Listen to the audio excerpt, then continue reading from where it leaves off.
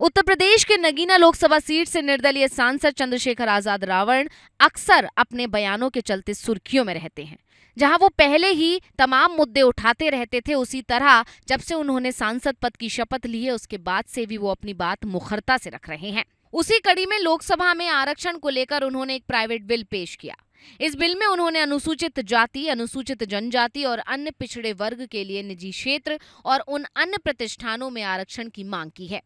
चंद्रशेखर ने अपनी निजी विधेयक में कहा कि निजी क्षेत्र के जिन प्रतिष्ठानों में कम से कम 20 लोगों को रोजगार मिलता है और सरकार का कोई वित्तीय हित नहीं होता है, उसमें आरक्षण लागू की जाए। इस विधेयक को उन्होंने निजी क्षेत्र में अनुसूचित जातियों, अनुसूचित जनजातियों और अन्य पिछड़े वर्गों के लिए आरक्षण अधिनियम 2024 का नाम दिया है। अपने गैर सरकारी विधेयक की जानकारी चंद्रशेखर ने अपने सोशल मीडिया पोस्ट से की। अपने पोस्ट में निर्दलीय सांसद ने लिखा, आज मैंने लोकसभा में 3 निम्नलिखित गैर सरकारी विधेयक पेश किए।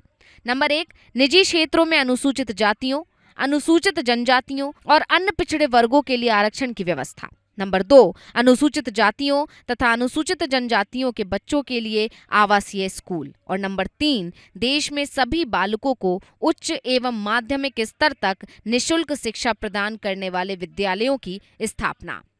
इस विधेयक में आगे कहा गया है कि निजी क्षेत्रों में अनुसूचित जाति, अनुसूचित जनजाति और अन्य पिछड़ा वर्ग के लिए आरक्षण लागू करने के लिए केंद्र सरकार को आगे आना चाहिए।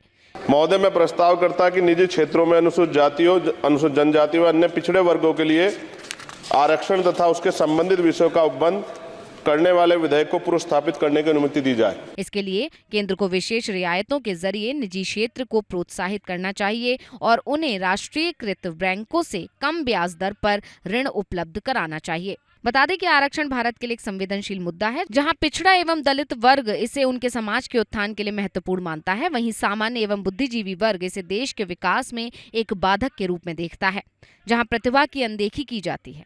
जाति आधारित आरक्षण की बजाय लोगों का आर्थिक आधार पर आरक्षण देने की वकालत करते हैं। अब चंद्रशेखर आजाद रावण ने ये गैर सरकारी विधेयक पेश तो किए हैं, लेकिन इस पर लोगों की क्या प्रतिक्रियाएं आती हैं, देखने वाली बात होगी।